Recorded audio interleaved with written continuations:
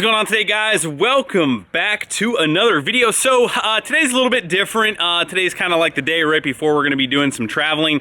So inherently we have a lot to do, a lot to pack, because we are headed up north to PA for the NADM East Coast Nationals in PA. So if you guys don't have plans this weekend, make sure you guys come out. We will be there Saturday. Allie, Reagan, and I, we're going to be hanging out, having a good time. So we have a lot to do in preparation for that. So I figured, you know what? We haven't done a Q&A on the channel. I did one on Instagram not that long ago. I really enjoy answering your guys' questions. So I asked on Instagram for you guys to ask questions that I didn't get to before. So instead of kind of just sitting around like most Q&As are, just kind of like sitting there in front of the camera answering questions, I figured we'd try and do both. We're going to try to accomplish my entire list and try and answer some questions at the same time. So first thing up on the list on things to do is to wash the truck.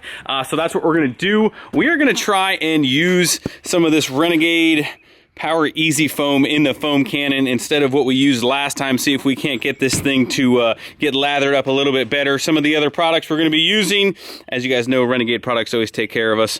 We got their Final Touch Detailer, glass cleaner, tire dressing, all-purpose cleaner, and we're going to try out this leather tonic. This is for the leather cleaner and conditioner, so we're going to be using that stuff. If you guys, as always, you know, shameless plug here right in the beginning, if you guys need Renegade cleaning products, hit the link in my description. Take care of you guys on the discount code. Also, one of the main questions I got on the Instagram post last time was this spotless water system is what we're going to be using. Obviously, we're washing the black truck in the middle of the day, which is normally a nightmare when it comes to kind of drying, water spotting. Renegade, if you guys don't have a waterless system, Renegade does make a water spot remover, which is good to kind of touch that stuff up with. But this spotless water system, and again, I will leave a link down below if you guys want to check it out. This is what we're using. This will virtually leave pretty much no water spots. It actually makes it better doing it right in the beginning of the day, because the sun will just beat that stuff right off there, so it leaves no water spots. Anyway, so let's grab a first couple questions here before we get started trying to perfect this foam cannon here. Do you ever make an off-road build? I would say like a true off-road build, like I guess you would consider that kind of like a wheeling rig. Nothing on the agenda as of now. I would love to do something like that in the future, but nothing right as of this second. I will say I loved the Razor when I had the Razor. I don't know if you would technically call that an off-road build, but well, I guess you kind of would, just like in a mini way. I love the new Razors, the new side-by-sides. I think it would be cool to get into something kind of a little bit more full scale to that. Let's see. Are you going to epoxy flake the shop floor? I would love to. That's something I would say is on my list, especially for the home garage too as well. I don't have anything planned as of now. We try to get so much work done that it's kind of hard to just stop what you're doing, but maybe on the second channel, if we do, we'll do that. What is the ultimate goal for the Pete? What are you going to haul? You know, really, I wanted to expand my horizons, learn more stuff on the bigger trucks. That's some of the reason why I got the Peterbilts. I've always been in love with the long nose Petes. That's why I kind of got this. I want to get a bigger trailer for it. I'd love to do some off and on hauling, maybe a little bit here and there. But I really want to be able to haul a big trailer, 2 or 3 trucks, and really just another kind of build. I love building. I think a lot of guys get somewhat confused with the fact that I really enjoy the learning and the process of building new things and learning new stuff, and that is kind of like the next step up from the mid-size pickup trucks. Actually goes right along with that. Why did you pick a Pete over something like a KW? Was it the price just right for a 6NZ? So like I said, I really just love the long nose Petes. I really wanted a 6NZ Cat. They are one of the, I mean, there's arguments all over the place, but I really wanted an electronic single turbo C15. They are just kind of like the one of the top platforms to start building off of. I know a lot of guys that have the newer ones, you can kind of single turbo those and stuff like that, but this is kind of like a great platform to start modifying. As far as like KW versus any other make or model that a Cat would come in, I really just like the looks of these. Here's another Peterbilt question. So did the old Peter financially make sense to rebuild instead of buying a show truck? And I think that goes along with a lot of the questions about why the truck isn't automatic. So we found the truck on Craigslist. It was an amazingly good deal for a long nose Pete that was already black and a 6NZ. Even with the money that I paid for it, man, it is hot out here. And swapping the transmissions, it still made way more sense to buy this truck. Like, I'm not gonna get into money, but we did not pay a ton for this truck. It was on Craigslist for literally a couple hours. Messaged the guy, was there the next day. It was a fairly cheap truck for what it is. So that's really why we jumped on it. That's really why the automatic, we're gonna swap it, obviously. A fully built show truck, I mean, even trucks out there that I'm finding comparables, you're not gonna be able to find kind of what we've put together for under 40 or 50,000, and we are, even with all the parts that I've bought for this thing, well underneath that. So anyway, guys, all right, so we are gonna start washing this thing, and like I said, we're gonna run through a couple tasks. We're gonna answer a couple more questions, a bunch more questions. We'll try and get through as many as possible. So sit back, relax.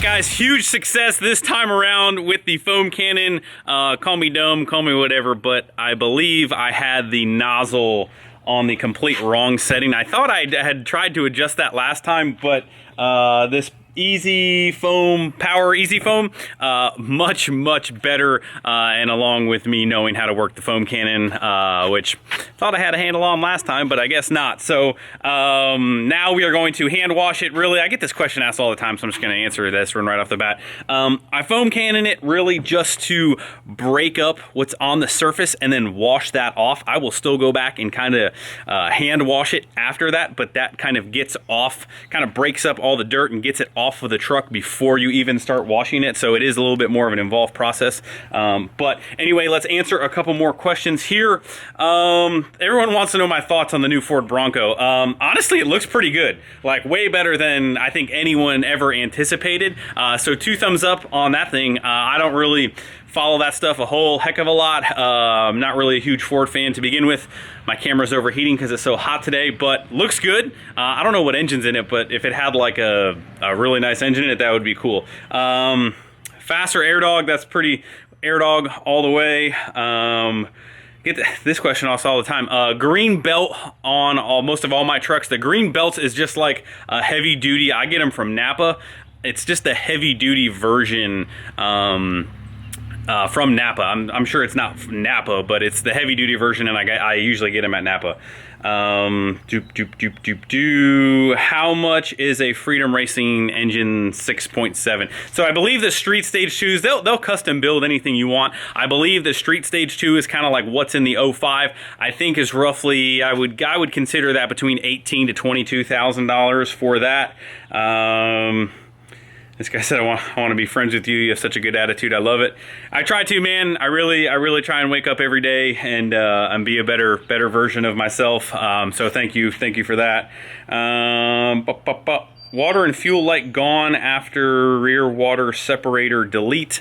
I still have my water separator in the back there. That's not deleted. I use the Black Market Performance Cat version, but the water separator filter is still back there. It's just the Cat filter. All right, that's a couple more questions answered. We'll get to some more here in a little bit. I'm going to basically knock out washing this thing so we can move on with the day. Next step is to hand wash it. I'll pressure wash it off and go ahead and then do the wheel well liners with the wheel well liners and the tires with the Renegade all-purpose cleaner, and we'll keep moving along. All right, there she is, virtually streak free, absolutely zero drying in direct sunlight.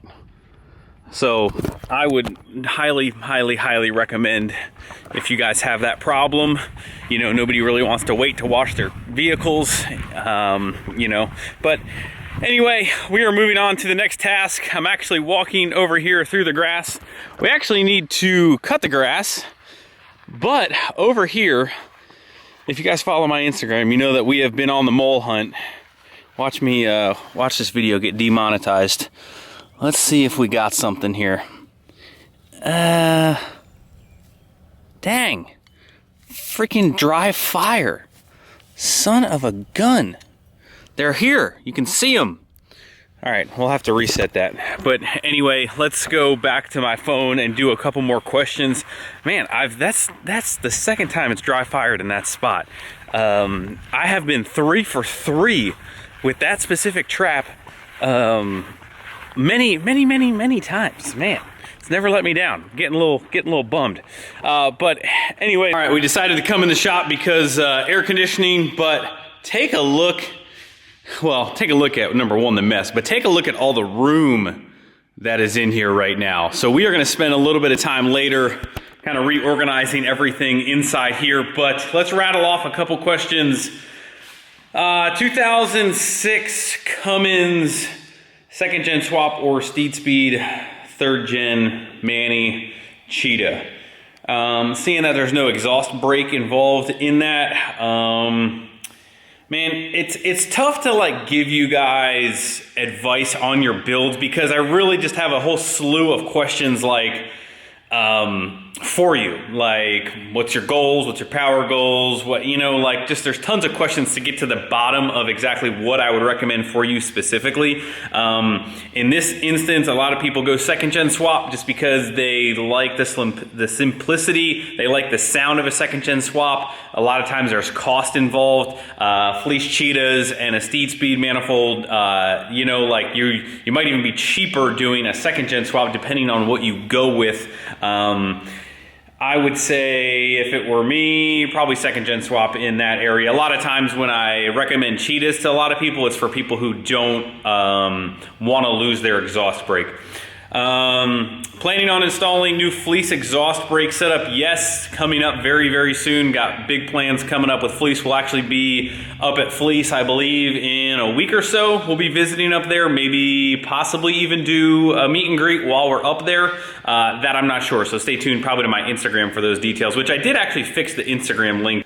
Is there any chance we will see some tank tops added to the Wrenchworks lineup? Yes, I have mentioned this upcoming before, but I'm going to say we are maybe 3 to 4 weeks on a big drop on Wrenchworks, basically restructuring a lot of different things. It's going to be huge, but that's about 3-4 weeks away, and we will have tank tops on there. What was my first vehicle ever? It was actually an old Honda Civic, old beater, couple $1,000 beater, and that's exactly what I did, and I rolled it 3 times down an embankment, and the Honda Civic was no longer. Thoughts on manual transmission coolers? Are they worth buying? I guess I really can't even say. I would tend to lean towards probably not, but I have no actual factual data to say if they do actually cool or not. They might. I personally don't know. Thoughts on putting a ZF5 in a Dodge? I'm gonna do it, just wanna hear your opinion. I don't know. I'm not sure about that either. Will you be at Beans and Rocky Top shootout this year? Yes to both, definitely at Beans for sure. Should be at Rocky Top as well. Is the 08 a 2500 or 3500 single wheel? It is a 2500. Should be at Shide as well. My end goal with the 05, are you still going to do a video to see how it tows the trailer? We might still do the video towing the trailer. My end goal with the 05 is to remain on the street, as in I will never put an engine that doesn't allow me to run some type of coolant. It is basically going to stay a high horsepower street build. I want to go you know, out on the street and play around, I can still do that, but I can still use it for, you know, competition stuff like that. I really want to, I don't really ever plan on gutting the truck. Like, I'm not going to cut the bed sides. I'm not going to fully remove the interior. I am going to put a cage in it. We are going to probably put the triple turbos back on it. We are going to use it in competition, but I will not ever deem it like that and have it not be able to be used on the street. That is the end goal for that. What's the horsepower goal for the D200 crew cab? That's pretty good. So me and the guys over at Freedom Racing Engines have some big plans for that. It's kind of just like everything else. It will start low, and then I'm sure by the time we are done, there's a lot of other things that need to make that truck solid, so I'm not really too worried about horsepower right this second. I want to get it running and driving. I'm not actually sure what we're going to do turbo placement, and that might actually kick the ball off on exactly how much power we are going to make off the bat, just because I'm not sure if we're gonna have to move the turbo up or not, and we might just use some stuff that we have laying around. I'm not really sure. So definitely gonna be at least 550, 600 right out the gate though, that's for sure. So I'm not actually sure. We gotta think. So I'm gonna let the truck cool off right now, and I'm not sure if we're gonna bust out the mower or not. But let me actually show you guys. We actually got the mower inside the container over here. We have not really done much of any organizing with the container yet, but we have been organizing inside the garage. You can see my very rigged up ramps right here. Gets the job done until we can build something a little bit more solid. But the mower is inside there.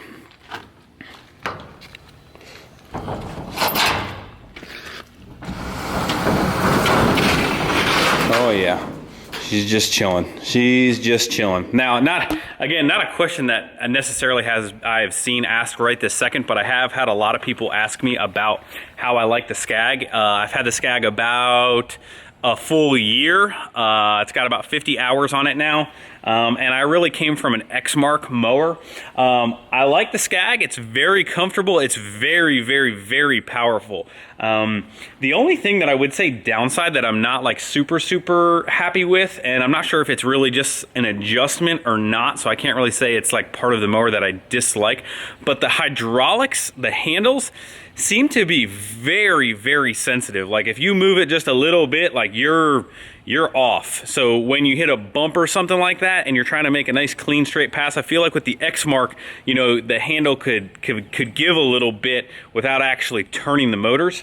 So again, I'm not sure, correct me if I'm wrong, there's plenty of people on here, but the cut is really, really good. It stripes really, really well right off the gate. So 2 thumbs up for the mower. But there are just some little different things. But the suspension seat is nice. Everything's been working good with that. So there's my short 2-second review of the SCAG. If you guys know about the hydraulics on them, just let me know in the comments. Let me know. Also, I have a question for you guys. I know this is a little bit more laid back and we're just kind of BSing and talking, but I feel like we don't really get to do this a lot because we're so focused on trying to get some work done. But hey, if you guys have not checked out the latest video, oh my goodness, this thing just is getting me. It's really like I cannot even stop staring at it. But for those of you guys who do pressure washing or clean your vehicles a ton, where am I going? Here we go, I gotta zoom out. I need to get rid of this DeWalt pressure washer because it is so loud, I can't even hear myself think. Let me know what a good, solid electric pressure washer is that's nice and quiet. And please don't tag me in a Krantz because I would love one, but man, oh man, they are just some spicy units when it comes to paying for those things. So if there's a second best, maybe that would be wonderful, but let me know. All right guys, so here we are. We ended up in the truck. It is the next day, or actually maybe even the following day after that. We kind of got sidetracked, kind of got into running around, getting a lot of things done. and of course my battery is now dying, and I took my camera bag out of my battery. Anyway, we are home for the event. I'm not sure how long this video is going to be. We're actually on our way to good buddy Mark's house. Before I end this video, I'm going to try and get off another couple questions till this battery dies.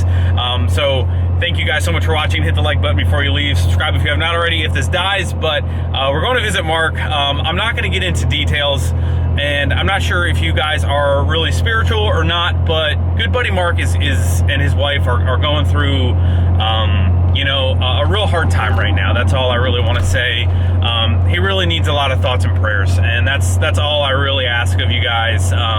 You know, Mark has been one of my best friends for a long time, and he just needs a lot of thoughts and prayers. So anyway, I'm gonna try and do a couple more questions while we're driving. I know that's insanely irresponsible, but that's what we're gonna try and do as I hold the camera incorrectly.